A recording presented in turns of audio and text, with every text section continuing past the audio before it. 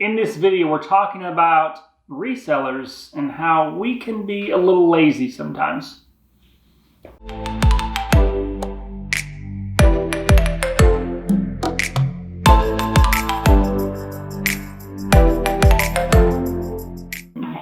Hey everybody, I'm Jessica. And I'm Joe. And we're the Family Flips. We buy liquidated goods and consumer electronics, and we turn around and sell them both online and in our local community for profit. Yep. So it is easy to spot somebody who is visibly lazy. These are the people that don't get up on time. They don't really care very much. They don't want to do it and really are just led by, when they feel like doing something. But I want to talk about a different kind of lazy. And this lazy isn't so easy to identify because they look very overtly busy. This type of lazy is somebody who stays so super busy, but they're actually lazy. And I'm not talking about every single person that is busy, because we're all busy people, but there are some forms of busyness that at the root of it, it's being lazy. And we're going to talk about that. The hardest thing to do for anything that you do in life is to look at the things that you're not doing well and try to make a plan to figure out how you're going to fix that. Now, in our last video, we talked a lot about growth mindset. This is going off of that. When you notice that there is something that you're just not very good at, the easy thing to do is say, well, let me just focus on what I am good at, because that's going to keep me really, really busy. But then you notice that you're not growing. You're not getting the sales. You're not getting the impressions. You're not getting the attention that your business needs to be able to thrive. And why is that? Well, because there may be some things in your business that you need to really identify. You need to improve. You need to change. And you're not doing it because that is difficult. Being busy and working hard, it's almost become like a badge of honor that people wear. I know even at one point in my life, I bragged about how much I work per week. I remember there's a time when I worked at the hotel as a food and beverage director, and I worked like 100 hours that week. And I was like bragging to everybody about like, I worked 100 hours as if it's like some accomplishment that I'm having to work so much. And I know a lot of entrepreneurs, business people, resellers, like a lot of people, they talk about like how much they work. It's one thing to work a lot and actually be seeing great and amazing results, but are you getting the results that you are really wanting and the best results by always staying so super busy? Let's look at this from an entrepreneurial standpoint. A lot of people are really good at figuring out how much it costs in money, how valuable money is, and the value of $1. But how valuable is your time? Are you seeing the results for the amount of hours that you are putting in? Because if not, then something needs to be adjusted. Part of being a lazy reseller that's overly busy is that you tend to do the things that are generally the easiest to do. It's like I know a lot of people in the reselling business, they list or they do a lot of sourcing. They have these humongous death piles because the easy part is sourcing. That's the part that they enjoy. They enjoy the thrift, the hunt. They get that dopamine release every time they go and buy that item for that price that they might be able to sell for this amount of money. But then they take it home and they've got death piles of stuff, right? And then you've also got resellers that they list and they source and they list, but they have no idea how much money they're actually making, because they don't do the accounting part. Some resellers that they do the sourcing and they also do the listing, but they avoid accounting because it's hard, or they don't like to do it. They don't have the time for it.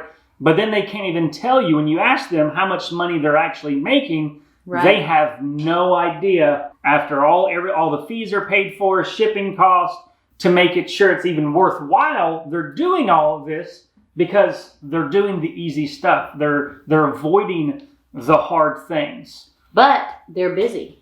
They look good. They can show you the screenshots on their phone about all these sales. I'm having this much sales, but they couldn't tell you what their margins are. And so how can you grow a business and how can you improve if you're never actually looking at the things that you need to look at to make it better? I remember there's a point in our business and really where it took the next level And it seemed like a mundane thing, but it was probably 2 years ago, maybe even closer to 2.5 years ago, when we were in our old office space. But our organization around our office was lacking. Our inventory organization was lacking. We had like boxes of stuff stacked up at the back door that needed to be taken out. Yeah, it was very much like a messy bedroom that you need to clean up, and you're just like, I don't really want to do this. You're just avoiding it because of the other things that you're doing. You're seeing results that look good. Like, oh, my sales are doing this, they're doing that. But I had so much stuff that was laying around in inventory of stuff that I didn't even know I had, and I kept buying stuff. So when I actually decided, okay, we're going to go and we're going to tackle this, the amount of efficiency, not just in our listings, but in not losing product, not losing inventory, things like that. I mean, it was wonderful. That even what an unintended consequence was that we were very, our morale was better. We were happier in a clean, organized space than in a big collided mess. So if you are not working on the things that are stunting the growth of your business, if you're not paying attention to those things, then you're not going to see the growth that you want. And I can give you an analogy here. I don't know how many of you out there are gardeners, but let's talk about, for example, a tomato plant. Okay? So a tomato plant, from the point that it is a seedling to the time that it grows and reaches a level of maturity where it can actually bear fruit, it is concentrating on growing deep roots and growing very, very tall. And all of the nutrients are going to all of the branches and everything. Now, at some point, as it reaches maturity, it's going to start to grow flowers. Those flowers will turn into fruit. They'll turn into a tomato. And a lot of gardeners, when the first flowers come out, they'll actually pinch them off. And you're thinking, well, if you want tomatoes, why are you pinching off those flowers? Well, because a tomato plant can concentrate on two things. It can concentrate on growing, or it can concentrate on reproducing. The minute that those flowers start to produce fruit, the plant will no longer grow. And so the nutrients that is going into the plant is not making the plant bigger or stronger. It's making more fruit, which will lead to smaller yield, less fruit, because the plant is not big enough and strong enough to bear the amount of fruit that you would need to maybe consider it worth it to have a tomato plant. So when applying this to your business, what are you concentrating on? And is it really something that you're giving all of your attention to that's actually going to produce the best fruit for your business? Okay, so maybe at some point now that you've heard us talk, you've identified some places where maybe you've been a little lazy and you want to improve that. So Joe, how do we take what we just said? Now that we've identified those parts in ourselves, what do we do now?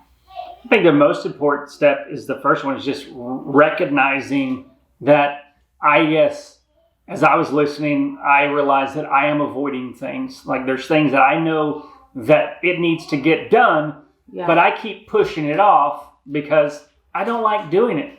So that's the first step, is recognizing that. So the next step would be to take a step back.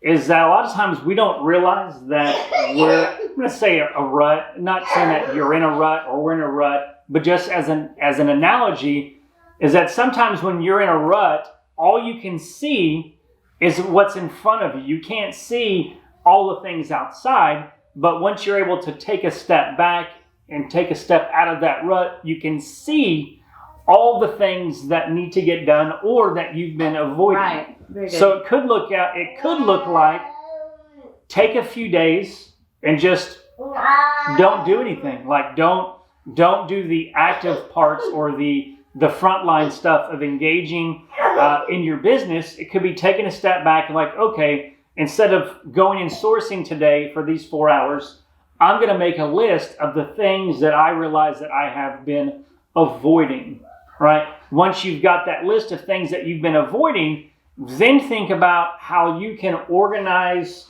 your work life. I know a lot of people are part-time resellers that are watching. So your work-life balance is a lot different. And then kind of look at, like, what does your ideal week look like? What does it look like with also doing these things? You got to make a plan, just like in the growth mindset video, is that you've got to have a plan. In all of my years working in restaurants and retail, I did a lot of training. And I did work in restaurants for just a few years, definitely not 20, but for a few years I did.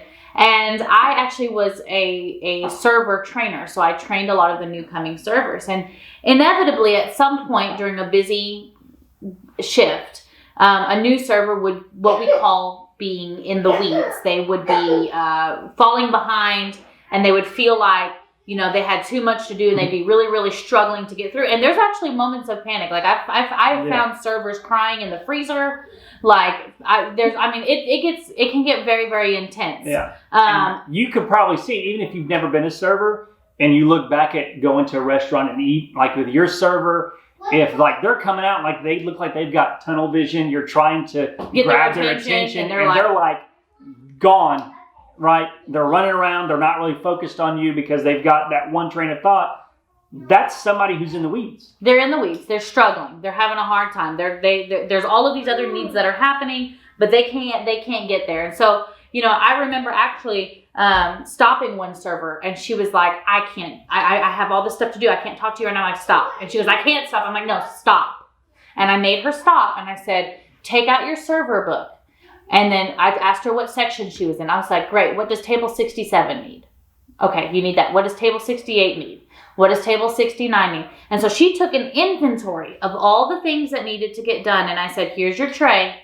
I said, put everything that you need for all of those tables on that tray. When you get out to your section, set the tray in the middle of your section and put all the stuff out at the tables that you need. Take a deep breath. You're going to be okay. And I think a lot of us do this with our reselling business. It's, we need to make that money. We have this bill due. We have that bill due. We have these things that we need to get. We have these things to get done. But the thing is that we're running around like chickens with our heads cut off. And we have no idea that we're actually not being very efficient at all. No. And that we could actually accomplish more. Right? If we took a step back and said, okay, I'm going to take these few seconds, I'm going to take these few days, I'm going to take this week, and I'm going to figure out how I can make this better. And in fact, you may find that you can work less and make more when you do it this way. Make a weekly list. Figure out how you're going to do it, when you can do this, when you can do that. Because I promise you, once you do, you'll realize that you've been not as efficient as you would hope. You'll realize that there's a better way to do this, and I'm going to do that so that I don't have to work so much, because I would like to have some of my time back. Because why are you doing this? Why are you working so hard in all these hours if you're not reaping the benefits of what it is that you're actually wanting to do? Because no one, like everyone, will say, I wish I had more time with my family. I wish I had more time doing the things that I actually really, really enjoy in life, instead of always having to work to earn that dollar for whatever reason it is.